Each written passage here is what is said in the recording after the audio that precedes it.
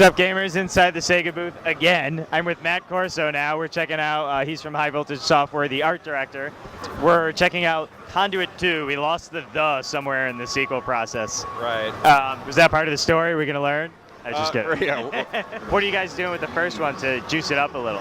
Actually, I would argue that probably one of the issues with the first game was we focused a little too much on the conspiracy and a lot less on good storytelling and character development. So this time what we've done is we span the globe, whereas Conduit 1 was pretty much stuck in Washington, D.C., and you knew about Ford, you knew about John Adams and the Trust. This time out, you begin to realize that it's way bigger than you thought it was in the first game, and we go all around the world. We go to Atlantis, China, Siberia, Mayan ruin. The other thing, too, is just more compelling writing, a little more humor built into the game, too, so it's not as dry as it was in the first game. Some of the game design wasn't getting as much love and attention as it needed. So what we did for Conduit 2 is, rather than focus on developing new art tech, we focus on developing new game design tech.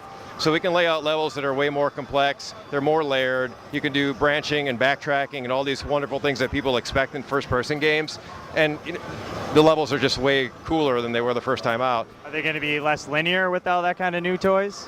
Right, absolutely. In fact, if you were to, say, hang for a while, check out the demo, you see that people can go different branching paths, they can go all around different ways. And actually, having watched folks for the past 2 days here at PAX, I've seen folks take all different routes to get to the same locations ultimately. But it's just kind of cool because everyone's taking away a different experience. Are the secrets as hidden as they were before? Or, you know, throughout all the different paths and stuff, you really got to look for them instead of, like, just hanging left? Yeah, right. Yeah, there's definitely secrets built in throughout the game. There's secret stuff like conspiracy objects, special power-ups and things that you'll find along the way. And then, of course, like just secrets as far as like where to go, what to do next, and like things that you can break and find cool stuff and stuff like that. Multiplayer was a huge component. Pretty much everybody was blown away by what you guys did on the Wii with the multiplayer. What are you guys doing to keep us interested and maybe, you know, blow us away again? Well, hopefully we'll blow you away a little more. We know that people really want a split screen first and foremost. You know, it takes time to develop that tech. You have to develop special art assets so that you can actually make that all work in the game. So we had the time this time, and we can go through, make the split screen work, so it's all in there, you know, everything you've been asking for. So you can play a multiplayer game, split screen. You can also play a team invasion mode, which is like, you might find in other games like a horde mode where it's an endless stream of enemies that come in. Survival type? Survival type. You and your buddies get together, you know, shoot up the aliens, earn XP. You could take that into your store, buy cool things for your character. Same thing on the multiplayer side. You can earn XP, buy cool things for your character so that you can enhance them. Then what you do is when you go into your character creation system, it's a better character creation system. You can detail your character down to the color of the hands, the arms, everything. And you can build up your character's weapon list, so you have a primary and secondary weapon that you can bring with you into combat. And you can do things like make your character jump higher, run faster, be stronger. So you have like a persistent character you can build? You have a persistent character that you can build. So when you go online, it's not just everybody with the same character. You can actually enhance it to your liking. What's up, gamers? It's Cooper here. We're inside Bethesda Softworks booth. We're here with In Exile Entertainment. We got Max Kaufman and Stuart Spilkin. We are going over Hunted Demon's Forge. So we actually haven't covered that one yet. We missed it at E3. So why don't we start us off with the story? You know, what are we doing in the game? Why are we there? We saw there's two main characters. So how'd they get there? So Hunted is a story of Kadek and Alara. They're two sort of swords for hire that they've been paired together for a while. They're partners, and they're on a mission, and they stumble across this strange stone, and they meet this spirit who kind of guides them on this journey, sends them to a town. They get to the town, all the townspeople are gone, and it's just gone, not dead, just they're gone. And so that sort of starts the mystery of what happened to them, and they follow the trail of breadcrumbs through the game to. So very heavy co-op. You go back and forth. You help each other. You lift walls, get them out of the way, and each other. That's just the core of the game? You wanted to make a co-op hack and slash kind of? Yeah, the game is built around the ideas of that co-op and the strengths and weaknesses of the two characters. Because she's range-centric and he's melee-centric, and all the enemies are designed to kind of take advantage of that and allow the players to play, you know, in this dance. So where you'll have, if melee enemies get around her, she's in trouble, so he needs to come in and help her. And then if a lot of ranged enemies are around him, you know, vice versa. So all both of the characters can actually switch between 3 different, I guess, fighting styles. So is that to, like, you know, say I was a ranger and I got surrounded by a bunch of skeletons, I could still fight my way out? Sure. Is that so you can be separated and not always have to depend on your partner? Well, both of them have magic. They're equal in magic. And if you do get separated, you can still compete. You can still fight. You still have melee too if you're playing her. The other thing is that magic is all co-opable as well. So I can battle charge you, which is basically a buff.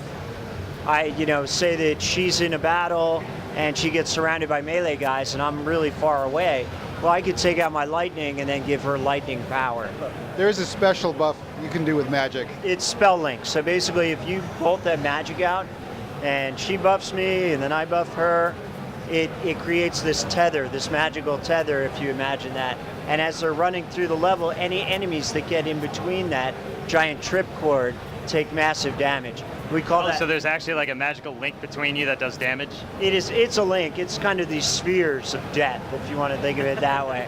And it's a pretty good descriptor. I think we get the picture. One of the other things that we saw heavily while we were going through it was the use of cover. So that's another core mechanic. So you have the co-op and then cover. You can hide behind stuff, pop out. And you also mentioned that there's certain perks for being behind cover. I think it was longer range or better vision. What are some of the advantages to being it besides not taking damage? Well, it's easier to aim. You know, you're in a more stable stance. So when you pop your trigger, it'll auto lock onto the enemy. What's up, gamers? It's Cooper here with Dane McClurk from Snowblind Studios. He's the community manager for Lord of the Rings: War in the North, the new co-op RPG you guys are working on here. Correct. So what's going on with the story? Let's start there. Yeah, so I mean, we're doing a whole new story. It's a whole new take on the Tolkien universe. We have the literary and the film rights. So we're able to actually tell a new story and a different story that still touches on the story everyone knows, the War of the Ring, but it allows us to kind of like reinvent it a little bit. And we're working with the Tolkien estate, so everything's within canon. Really excited. So this is definitely a co-op game of heart. We have 3 distinct different people that we're going to be playing as. How would you manage them going single player? So when you're playing single player, we basically drop 2 AI bots in that'll accompany you through. So you'll always be with three players, whether it be 2 actual people or AI. Can you switch between those, or are they always going to be AI and you're just living with what they are? No, I mean, we have a drop-in, drop-out co-op. So you can start the game playing with 2 AI bots, and your buddy can come over to your house. You can play split screen. He can jump right into the game seamlessly. Or you can hop online and have people jump in. So yeah, I mean, there's a lot of different ways to get the, to play the game. How big of a world are we talking? How long is it going to, take to possibly get from one to the other, or? I mean, we have a narrative. We have a really awesome story that we're wanting to tell. So it's not like an open world kind of just wandering aimlessly. There's a narrative driving the action. But there are kind of like side things that you could potentially do. We're not talking specifics on a lot of the mechanisms that we're actually building in right now. We're still in development. We launched in 2011. So a lot of those things haven't actually been locked down yet. But yeah, there's going to be a lot of things to do, and we're really dedicated to making it like a replayable, long experience that you can keep coming back to. Our camera crew here had been saying it's a full co-op Dragon Age type game. What do you have to say to that? Not that that's a bad thing. But. Yeah, no. I mean, I think it's really our own thing. Like we really, I mean, Snowblind has a history of making kick-ass RPGs, and we kind of just feel like this is Snowblind's take on Lord of the Rings, and we feel like it is its own unique thing. Yeah, I mean, I was blown away by the action, the art.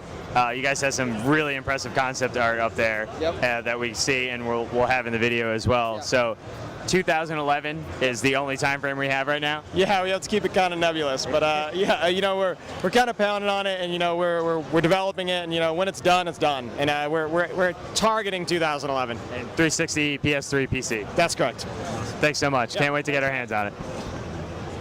What's up, gamers? It's Cooper here. We're standing outside Sega's booth. We're in front of the Vanquish sign, which is Platinum Games' upcoming sci-fi single-player game. We're here with Keith Dwyer, producer for Sega. So, what's the story for Vanquish? Why are we getting into this world? Vanquish takes place in the near future, 100 years in the future. The economic downturn the world is experiencing even today just gets worse to the point where countries are in open armed conflict. Way to depress us. Yes, yes. Never get out of this hole, guys. It only gets worse, unfortunately, in this world. It gets to the point where there's open armed conflict over natural resources. Current demo that we have out actually is kind of towards the beginning of the game. The Marines have landed in the space dock location of the space colony, and it's sort of they need to establish a beachhead there, get a foothold in so that they can then further progress into the space station. So being a game from Platinum Games, we're sticking with the single player trend, fast action. Right. Yeah, Platinum Games, if you look at their lineup so far, they're known for making really good single player games. Bayonetta, Mad World, it's all about that single player experience. They want a really intimate type of experience for the player where you are that character going through and trying to overcome all the adversities that character has to. So how is the action being driven? Is it run and gun? Are we using super, we got the mechs, the walkers and stuff. Yeah. So how are we going to be fighting predominantly other walkers? It is, well, rather than a run and gun, it's a slide and gun. So if you've seen the trailers or anything like that, you'll see there's a lot of the boosting and the sliding along the ground. And so compared to like a normal cover-based shooter, normal cover-based shooters might actually be kind of slow, relatively speaking, depending on your play style. You want to pop out of cover when it's safe to do so. In this game, you're going to boost from cover point to cover point, so it's really, really fast. And the boost system in the game lets you set your own pace, and it's a fast pace. You can get into combat, get in the thick of it, get out if you need to. And the other sort of core action element of the game is the AR, the augmented reaction, and what that is the suit has these biosensors built into it that continually monitoring the health status of the wearer. When they detect the wearer is taking too much damage, the suit reacts and tries to defend the wearer, tries to mitigate that damage, and it raises the sensory perception of the wearer to a super heightened state where time seems to slow down. Like a bullet time mode almost? Well, that's sort of the net effect, but it's not actually manipulating time, it's manipulating your perception of time. Bullets just sort of seem to freeze in midair, and you can actually shoot missiles and bullets out of the air. It's almost like a super adrenaline boost by the suit. Absolutely. And so that's sort of the defense mechanism that the suit has. You can activate that intentionally. You do a tactical roll, or when you're jumping over cover, pull the left trigger, and as long as you're holding that trigger, time slows down. You can get headshots, get the drop on your enemy. So Vanquish, stylized sci-fi story coming from Platinum Games. When can we expect it? It'll be out on the Xbox 360 and PlayStation 3 on October 19th. Not too far off. Sounds fantastic. Nope, just a little bit longer. Can't wait to beat up some mechs and take out some Russians. Right on. Thanks so much. Cool, thank you.